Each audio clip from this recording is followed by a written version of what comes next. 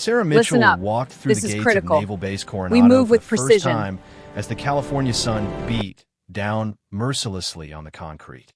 At 28, she carried herself with quiet confidence, her dark hair pulled back in a simple ponytail, wearing civilian clothes that seemed deliberately unremarkable. To anyone watching, she appeared to be just another new employee starting work at the administrative offices. The security guard barely glanced at her temporary ID badge as she passed through the checkpoint. Behind her, a group of junior officers were discussing weekend plans, their voices carrying across the courtyard. Sarah listened carefully, already forming impressions about the base's culture and dynamics. Her first stop was the personnel office, where Mrs. Henderson, a woman in her 50s with graying hair and kind eyes, greeted her warmly. "You must be our new administrative assistant," she said, extending her hand. "Welcome to Coronado. I hope you'll find your time here rewarding." Sarah smiled politely, accepting the handshake. "Thank you. I'm looking forward to learning how things work around here." She had deliberately kept her response vague, allowing people to make their own assumptions about her role and background. Over the next several hours, Sarah was introduced to various departments and personnel. In the communications center, she met Petty Officer Rodriguez, who seemed eager to show off his technical knowledge. "This job can be pretty overwhelming at first," he said condescendingly.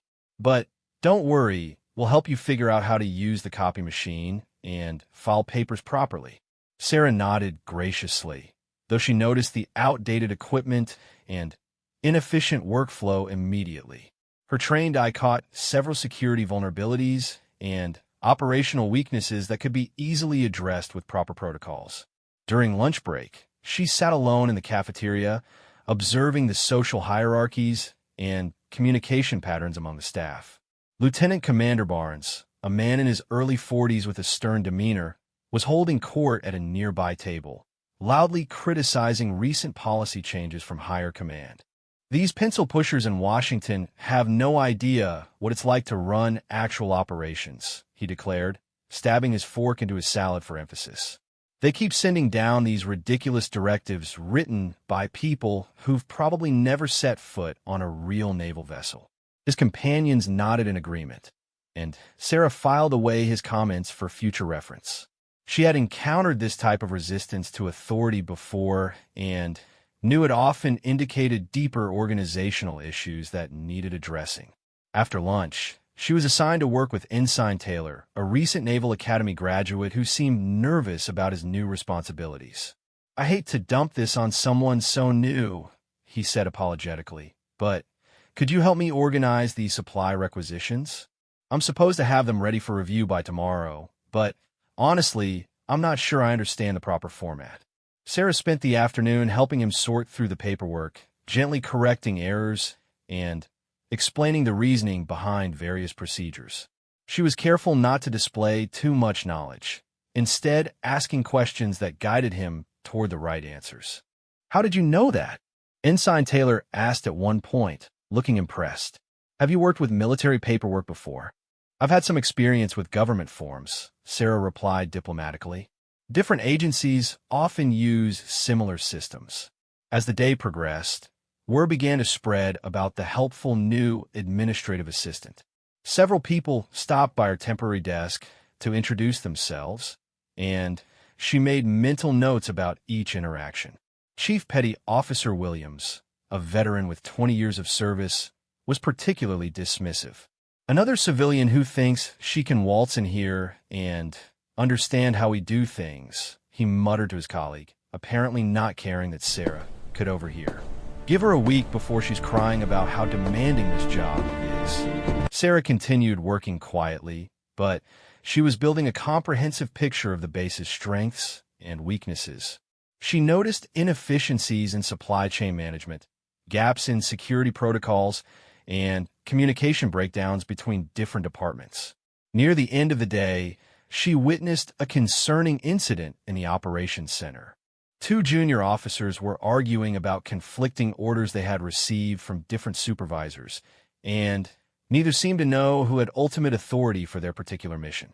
"This is exactly the kind of confusion that leads to serious problems," one of them said in frustration. Nobody ever tells us anything until the last minute, and then they blame us when something goes wrong. Sarah made detailed mental notes about the chain of command issues she was observing.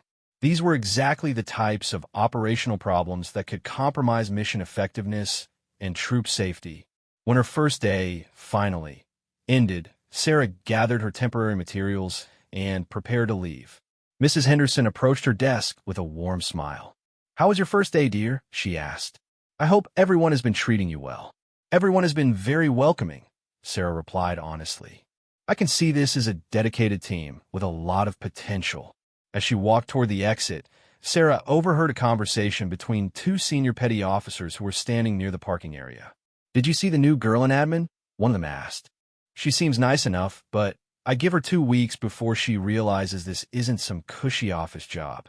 The Navy isn't for everyone, especially civilians who don't understand military discipline." His companion nodded in agreement. "Yeah, she'll probably quit as soon as she has to work a weekend or deal with a real emergency." These administrative types never last long when they figure out what military life actually involves. Sarah continued walking, keeping her expression neutral despite their comments. She had faced similar skepticism throughout her career and had learned that actions spoke louder than initial impressions. That evening, she sat in her temporary quarters reviewing the day's observations. The base had good people and solid foundations, but there were clear areas for improvement in leadership communication, operational efficiency, and morale management. She opened her laptop and began typing a detailed report of her findings, noting specific individuals who showed leadership potential as well as those who might resist necessary changes. This intelligence would be invaluable when she officially assumed command and began implementing reforms. Her phone buzzed with a text message from Admiral Peterson at Naval Personnel Command. "How's the reconnaissance going? Getting a good feel for the situation there." Sarah typed back. "Very informative first day. Several areas of concern, but also some promising personnel. We'll have full assessment ready soon." She closed the laptop and prepared for bed, knowing that tomorrow would bring new challenges and opportunities to observe the base's operations. The next few weeks would be crucial for understanding the organizational culture she would soon be responsible for transforming. As she drifted off to sleep, Sarah reflected on the irony of her situation. The same people who were dismissing her as just another administrative assistant would soon be reporting to her as their commanding officer.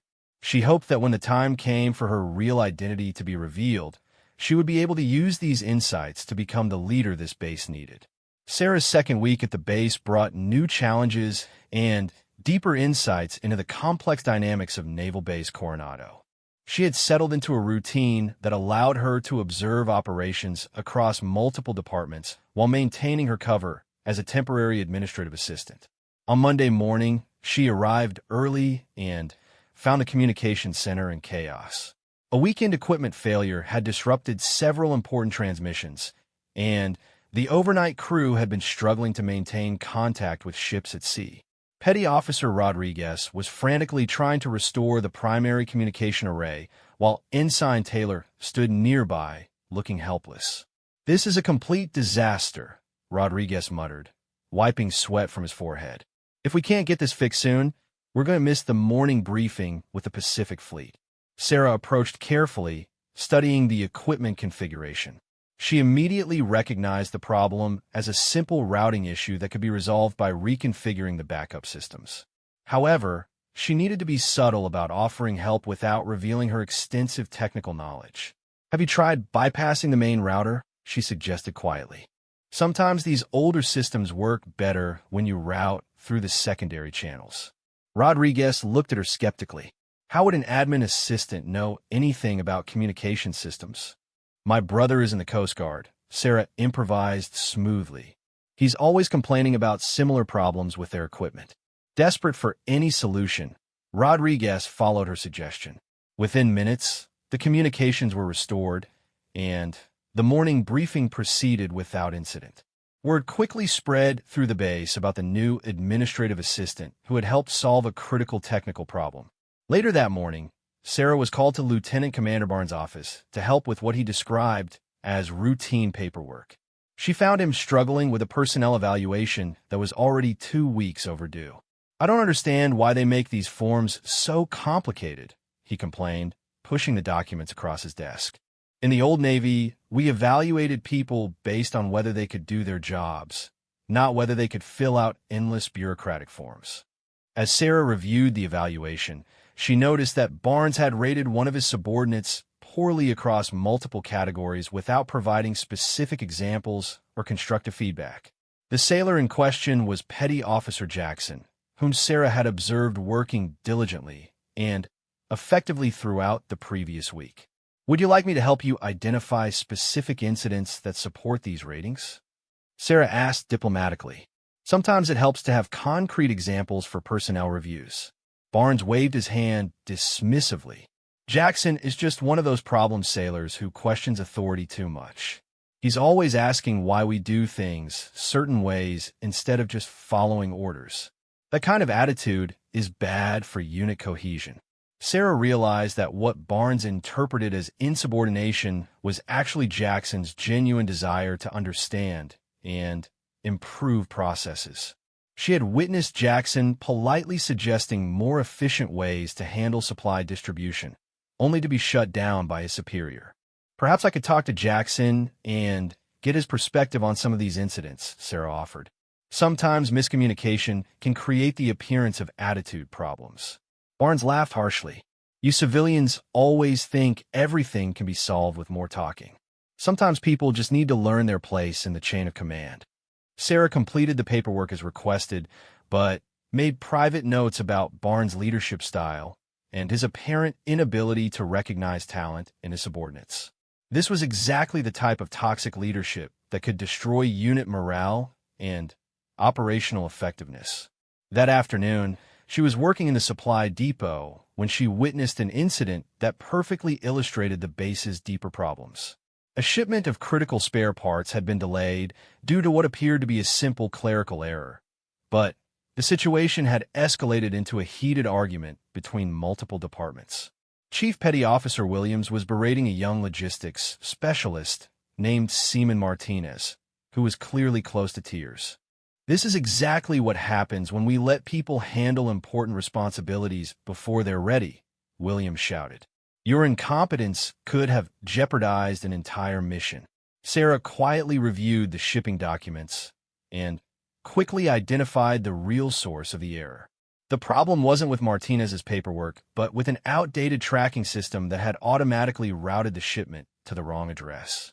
However, no one had bothered to investigate thoroughly before assigning blame. She approached the group carefully, holding the relevant documents. "Excuse me, but I think there might have been a system error," she said softly.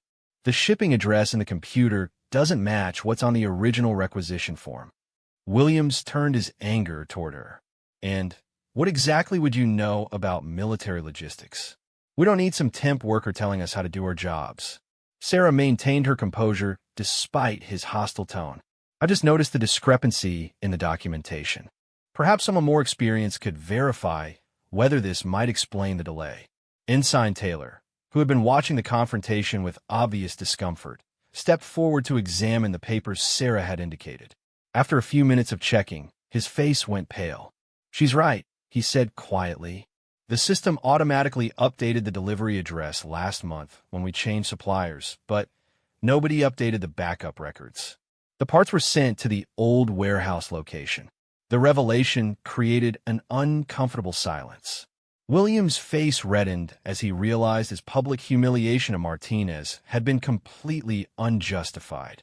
Rather than apologizing, however, he simply turned and walked away without another word.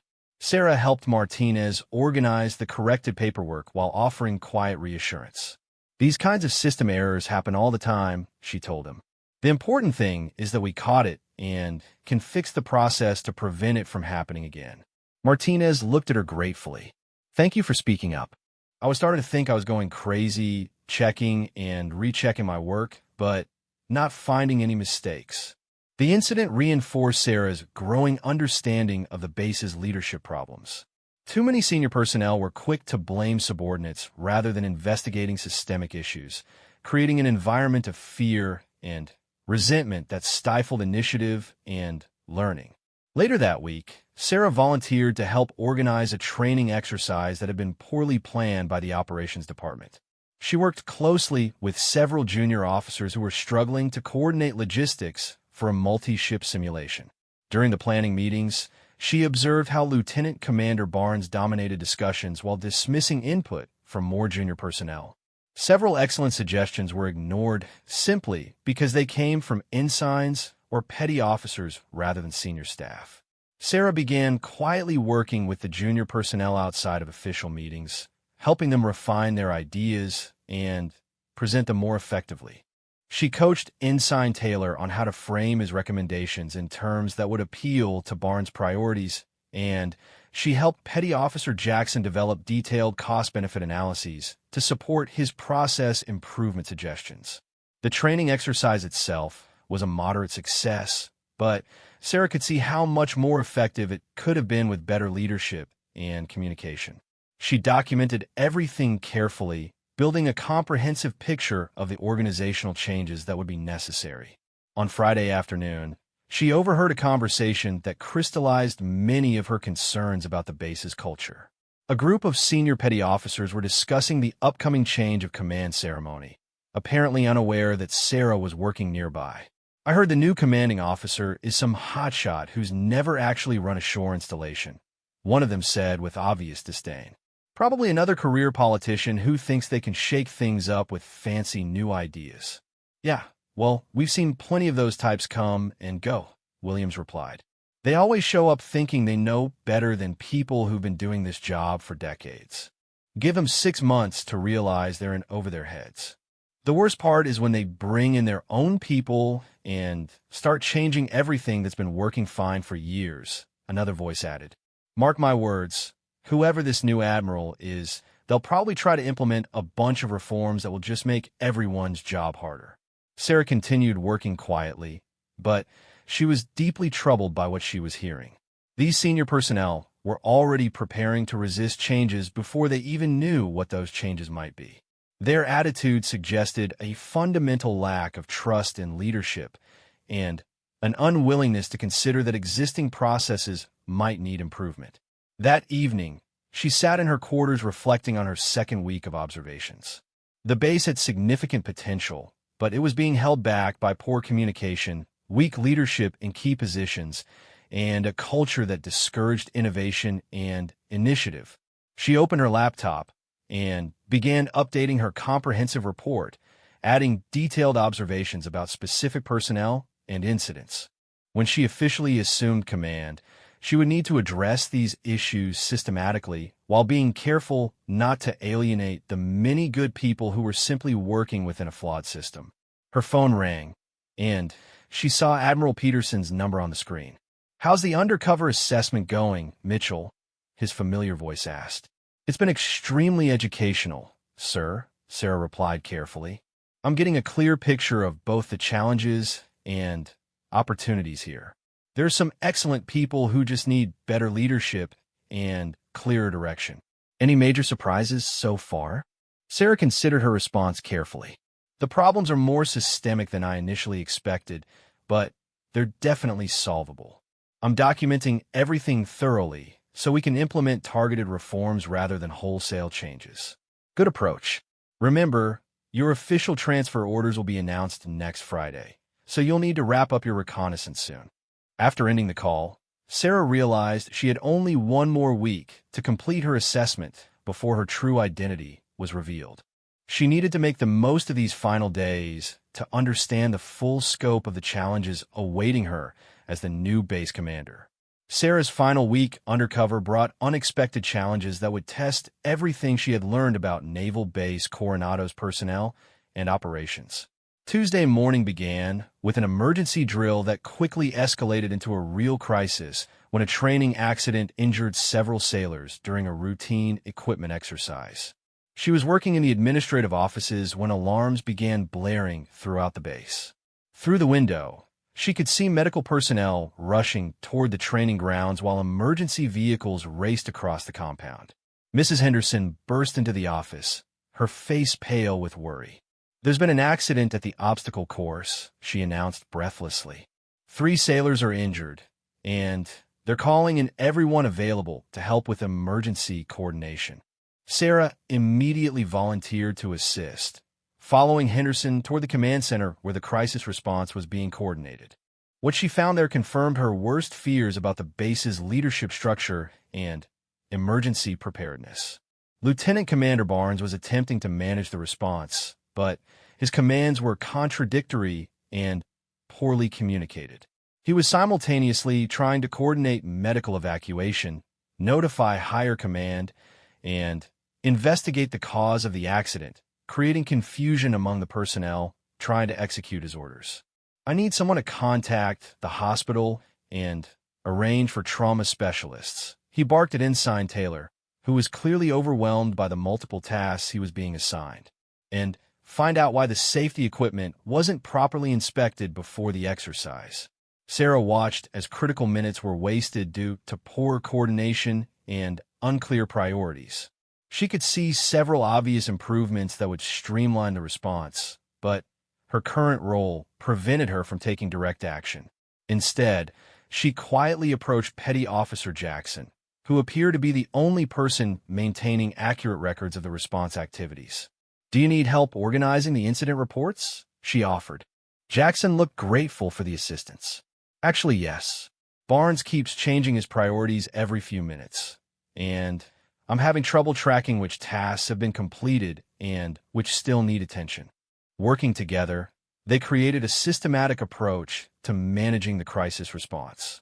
Sarah suggested organizing tasks by priority level and assigning specific personnel to each critical function.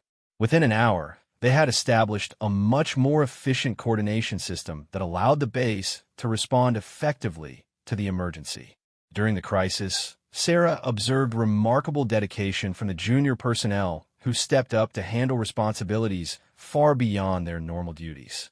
She watched Seaman Martinez work tirelessly to coordinate transportation for the injured sailors, while Ensign Taylor managed communications with multiple agencies despite his obvious stress. Chief Petty Officer Williams, however, seemed more concerned with avoiding responsibility than helping solve problems. He spent most of the crisis period trying to distance himself from any decisions that might later be criticized, leaving his subordinates to handle difficult tasks without proper support or guidance. The injured sailors were successfully evacuated to local hospitals, and initial reports suggested that their injuries were serious but not life-threatening.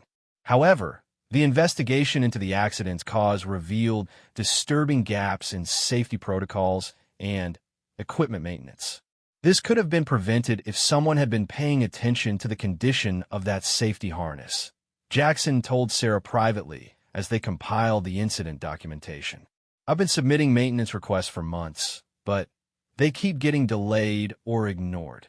Sarah made careful notes about the systemic failures that had contributed to the accident. This was exactly the type of preventable incident that occurred when leadership failed to prioritize safety and proper maintenance procedures. The following day brought another crisis that would prove even more revealing about the base's underlying problems. A security breach occurred when unauthorized personnel were discovered in a restricted area near the communications center, raising serious questions about the base's vulnerability to espionage or sabotage. The incident began when a maintenance worker reported seeing unfamiliar individuals near sensitive equipment during an overnight shift.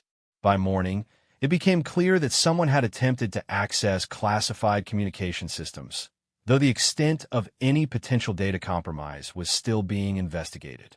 Sarah found herself in a unique position of observing how the base responded to a potential security threat while maintaining her cover as an administrative assistant. What she witnessed was deeply concerning. Lieutenant Commander Barnes immediately began looking for someone to blame rather than focusing on containing the potential breach and determining what information might have been compromised. His first instinct was to interrogate the junior personnel who had discovered the problem rather than commending them for their vigilance. "How do we know these maintenance workers weren't involved in the breach?" he demanded during an emergency meeting. "Maybe this whole thing is an inside job, and they're just trying to cover their tracks by pretending to be whistleblowers." Sarah watched in dismay as Barnes' paranoid approach created an atmosphere of suspicion that discouraged personnel from reporting other potential security concerns.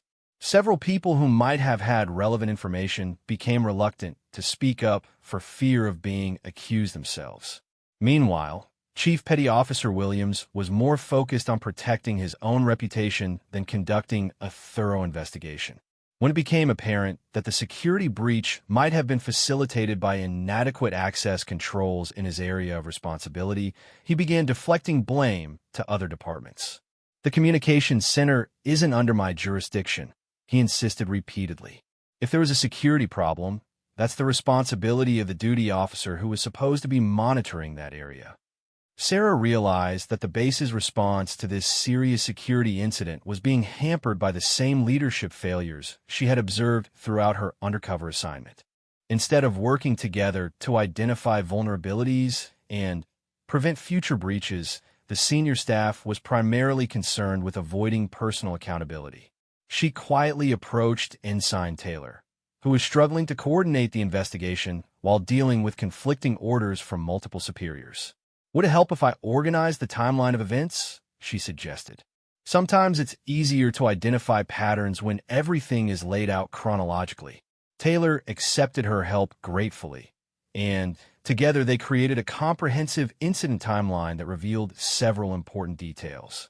The security breach had been possible because of outdated access codes, inadequate surveillance coverage, and poor communication between different watch teams. "This is incredibly helpful," Taylor told her as they reviewed their analysis. "I can see exactly where our security protocols broke down and what needs to be changed to prevent this from happening again." Sarah's work on the incident timeline caught the attention of several personnel, including some who began to wonder about her background and qualifications.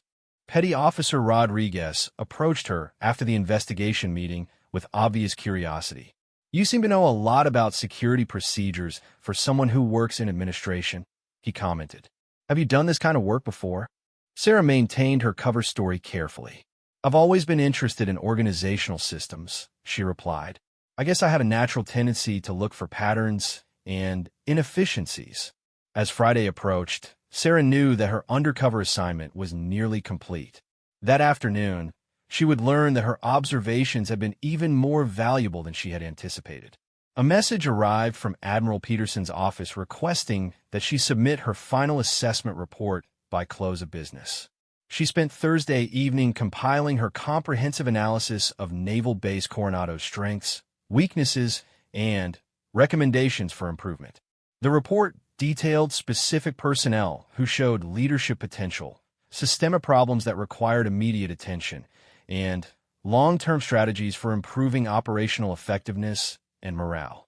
Her assessment identified Lieutenant Commander Barnes as a significant obstacle to progress who would likely need to be transferred or provided with intensive leadership training. Chief Petty Officer Williams represented a similar problem, though his extensive experience might make him valuable if his attitude could be improved.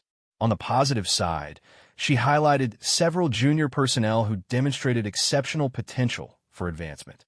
Ensign Taylor, despite his initial nervousness, had shown remarkable ability to adapt and learn under pressure. Petty Officer Jackson possessed excellent analytical skills and a genuine commitment to improvement that could make him valuable in a leadership role. Seaman Martinez had demonstrated reliability and initiative that suggested she was ready for increased responsibilities, while Petty Officer Rodriguez had technical expertise that was being underutilized due to poor management. Even Mrs. Henderson in the administrative office had shown organizational skills that could be better leveraged to improve overall base efficiency. Friday morning arrived with an air of anticipation that Sarah couldn't quite explain. She went through her normal routine of arriving early and checking in with various departments, but she noticed unusual activity around the command center that suggested something significant was about to happen. At precisely 1000 hours, the base public address system crackled to life with an announcement that would change everything. All personnel are directed to report to the main auditorium for a special presentation at 1100 hours. This is a mandatory formation for all base personnel. Sarah joined the crowd of confused sailors and civilian workers making their way toward the auditorium, listening to the speculation about what kind of announcement required such an unusual all-hands meeting. Maybe they're finally going to tell us who the new commanding officer is, someone suggested. Or maybe there's more bad news about the security investigation, another voice replied pessimistically.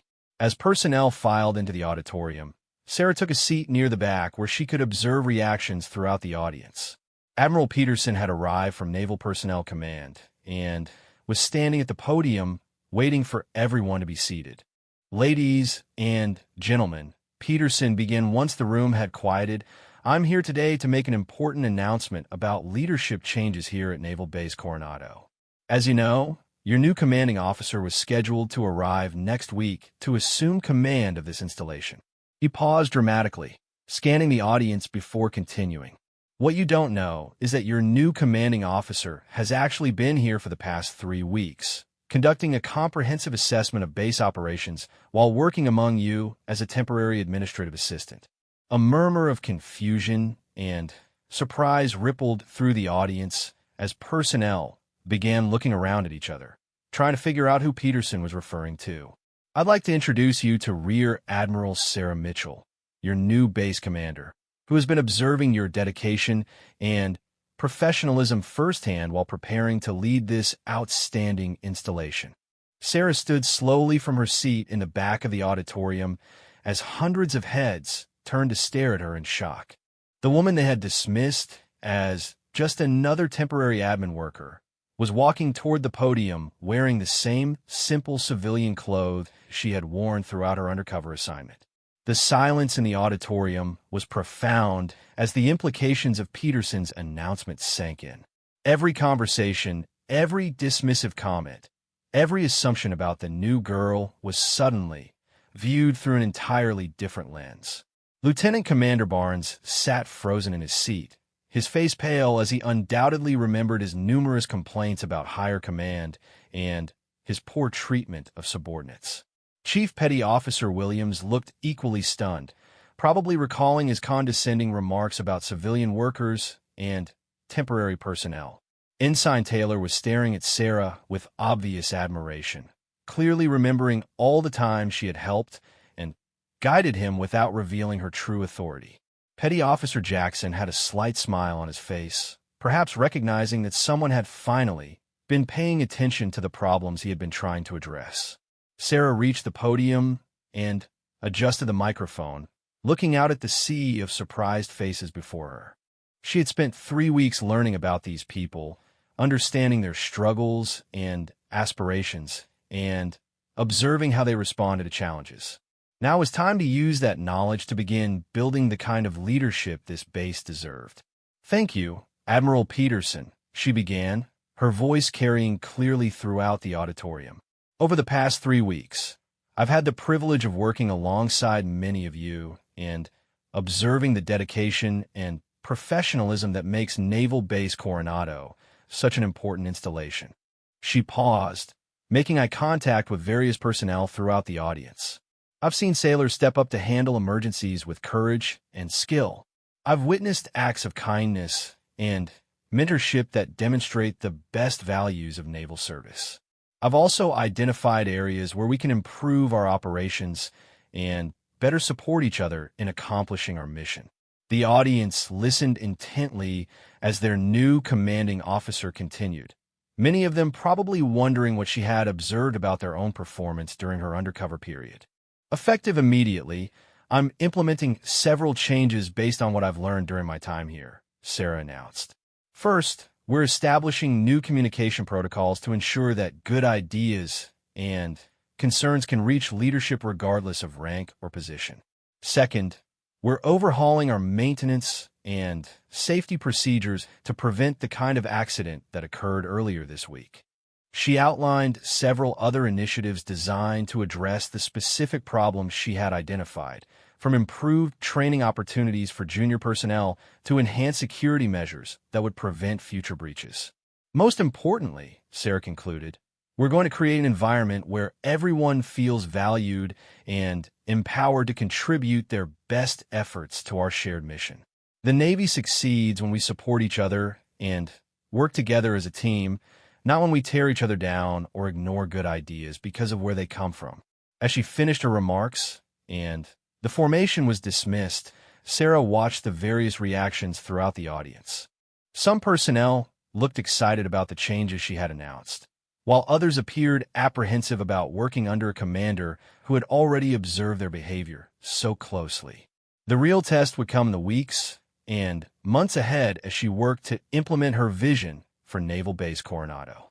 Her undercover assignment had given her unprecedented insight into the base's culture and personnel, but transforming that knowledge into effective leadership would require all of her skills and experience. As people began filing out of the auditorium, several approached her with congratulations and expressions of support. Ensign Taylor was among the first to reach her, his face showing a mixture of embarrassment and respect. "Admiral, I had no idea," he said somewhat sheepishly. "Thank you for all your help over the past few weeks. I learned more working with you than I had in months of regular training." Sarah smiled warmly at the young officer. "You have excellent instincts and great potential, Ensign.